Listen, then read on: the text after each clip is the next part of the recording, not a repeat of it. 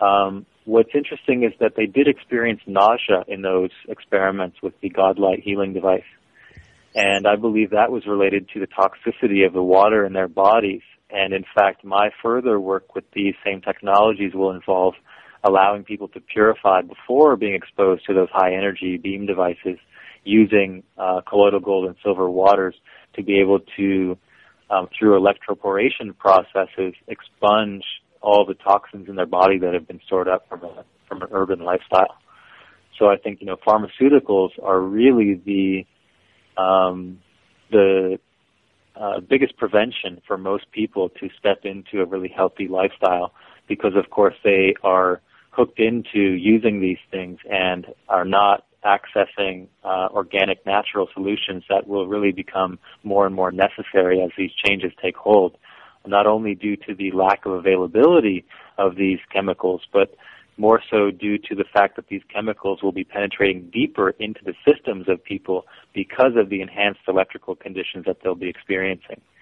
So that toxification really determines how you're able to deal with these oncoming energies.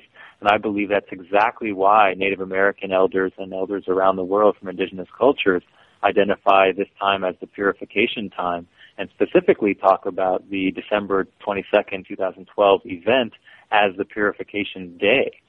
And so they are talking very literally about the purification of the energies on the planet, and those super toxic bodies will not make it through. And of course, we see spontaneous human combustion happening today. And there was a couple articles on my website in a row, in sequence, just a few days ago. So these things are definitely occurring, and I love to be tracking them on my website so people can realize that toxicity is one of the biggest problems that humans face in applying the consciousness that we'd all like to create. Well, thank you. That's very helpful. You're Thanks, welcome. Green Meadow. It's something that we consciously understand when we hear, but it's hard in the environment of disinformation that most people encounter to really take it to heart. Thanks. Yeah. Okay, the next question is from Five Cook. Thank you. Alex, this is a great conversation. So many different topics, and we could go off on so many tangents, and they're all interesting. I have a question from Webbot forum member Plain regarding Joseph Farrell's book, Secrets of the Unified Field Theory. Are you much familiar with that, Alex? I haven't read the books, but I certainly have seen him speak of the topics, and I understand his angle on the things, yeah. Right. He basically talks about the physics of free energy that went underground from the 1930s, and meanwhile the pop stuff we have in our public domain is rather pedestrian. So I didn't know whether you had any comments about that. It seems somewhat certainly plausible. I think it's interesting because some of the things he's speaking about are accurate physics and relate to what I'm describing on my website and my books. Although I'd have to say there's a fair bit of information that I think he's relying on heavily, which is not accurate in my mind and is based on CIA-written cover-up books. So I would recommend that anyone who's interested in the material he's talking about might find a more accurate scientific discussion of the same topics in my book, The Veil of Invisibility, which deals with the assassination of Nikola Tesla and his participation in the Philadelphia experiment directly. As I understand it from the direct confession of Nazi bodyguard of Hitler, Otto Skorzeny, he basically stated to Eric Orion, is an alias of a man who's living in Florida and who was actually dating his daughter, Otto Skorzeny's daughter at the time. He received a deathbed confession, which was published in his book called The Bush Connection, and you can visit his website at thebushconnection.com. I think that information is the core information that really drove me to understand the underlying connections that I think people like Joseph Farrell are missing. So I think the Bush Connection is a hard read, and it's given in a language that's difficult to understand when speaking about technology such as Tesla was providing for us and what in fact he had been assassinated for. So that's a whole avenue that most people have not explored and not looked at, and I would suggest that it can be a rabbit hole, and the point of my book, Veil of Invisibility, is to provide the links to things that are known. For example, the Prescott-Bush coup, White House coup, which the BBC reported on and is now well known internationally. Events like this really make people question the reality when we have someone like Prescott-Bush, who could have been indicted several times and in fact convicted of funding Hitler, and is suddenly a senator and his sons are presidents. So, situations like this really beggar the mind of anyone looking into the legality of the situation. And of course, the rabbit hole does go very deep, and I encourage people to go there when they have all of the other books that I'm presenting under their belt. Because I think if you want to start on my book, The Veil of Invisibility, without reading my others, you will get quite lost. And that's not intentional. In fact, that book was written later than the previous 3 books as a way of grounding before I addressed that material.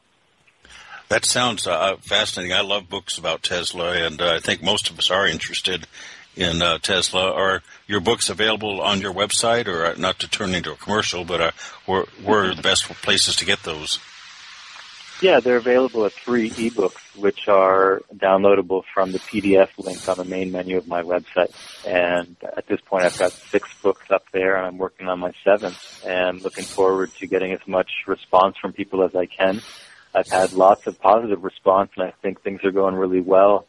And having an open source like that, I think, really shows that, this information that I have, I know it's valuable. It's not just valuable to my bank account, it's valuable to people, and they need to have it. So I've been giving them away free, and I'm very happy to be supported by the university in doing that, by so many beautiful people who are sharing energy and their incomes with me. So it's an amazing time to, open up these doors and stop the capitalism that has really blocked the truth from emerging. Yes, okay. Well, thank you. That things do seem to work out. Okay, the next question I have for you, also from member Plain. He was curious, Joe Champion, I guess you've talked about Joe Champion converting copper to precious metals in the past. Do you have any updates on that? Low energy nuclear cold fusion certainly would revolutionize the world.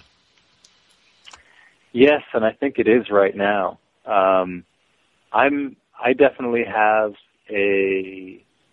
my opinion varies quite greatly from Dr. Champion's opinion, and he stated very clearly that he believes nuclear cold fusion is occurring. I am not of that camp. I believe that, unlike his claim that 2 copper atoms may be fused together to form a silver atom, all of my research shows that the mass of the metals is not getting smaller, it's increasing. So a cold fusion situation would have the metals decreasing in mass, and that's not what I'm witnessing in my experiments. So I have a different take than Dr. Champion does, and I would say that he, in fact, since I've been privy to information, he's closed that down, and he's no longer sharing with the public much information at all, and there's very few updates on his website. And I believe it's because he's now working with a new corporation called Grand Science Metals, which is obviously seeking exclusivity with this, and he's capitulated to that. So it's an interesting position because I myself have verified several of his processes, and they're very fascinating.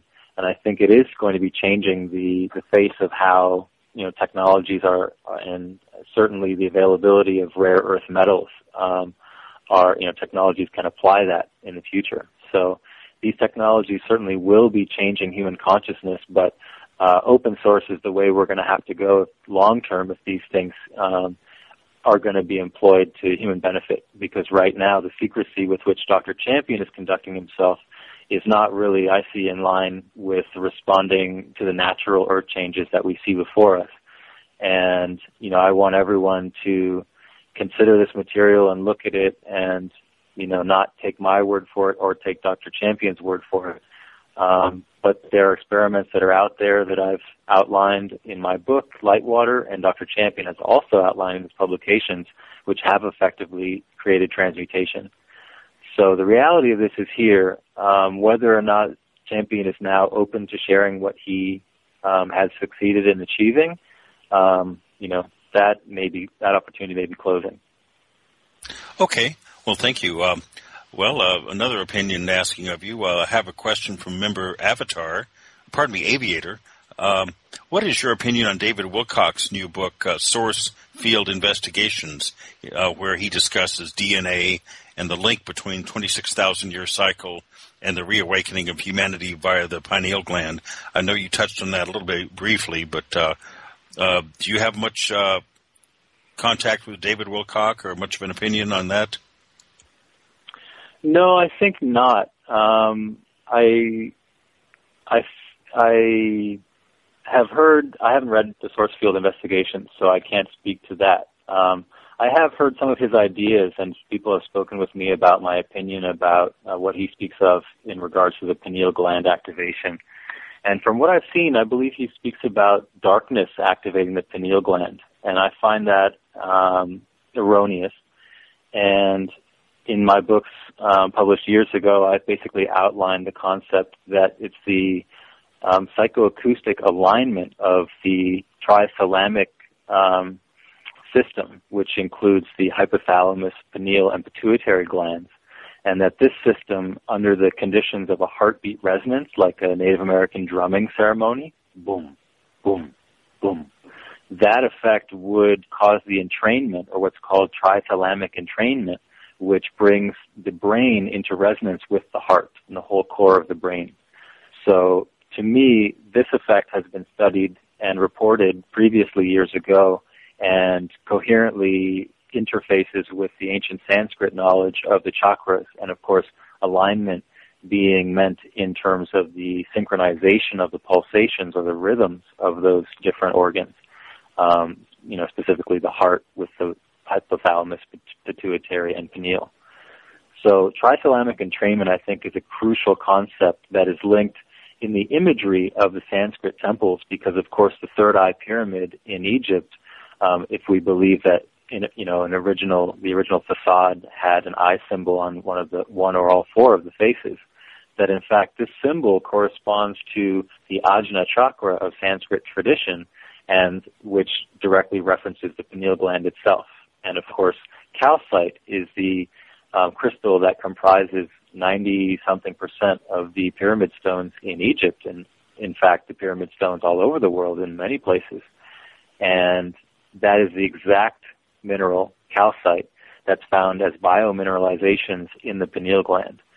So these microcrystals in the pineal gland directly tell us that ancient people knew of the connection between stones and men, and that in fact when the Mayans tell us about their prophecies and Coatl, they're speaking about the DNA effect of this connection between the stones, and the idea of the mother stone, literally comes from the nurturing energy of the stone, and the matriarch stone, or the mother culture, has to do with ancient civilization that is a Sanskrit world nation that is matriarchal and reverent, has reverence for the stone. So that's that has directly to do with the ancient adage of making the body into a temple. And of course, that's what the Mayans encourage today at their temples when they encourage people to have the water initiation ceremonies with the sacred waters of Tlaloc and the high resonance experience in their pyramids. Sorry to interrupt, Five Cook. Alex, often reawakening is linked with the pineal gland, but from research from, say, Drenlavo Melchizedek, he talks a lot about the heart chakra and the heart, and obviously instinct. A lot of the instinct comes in the pit of our stomach, in the intestine. So how important is awakening from our heart as opposed to just the pineal gland?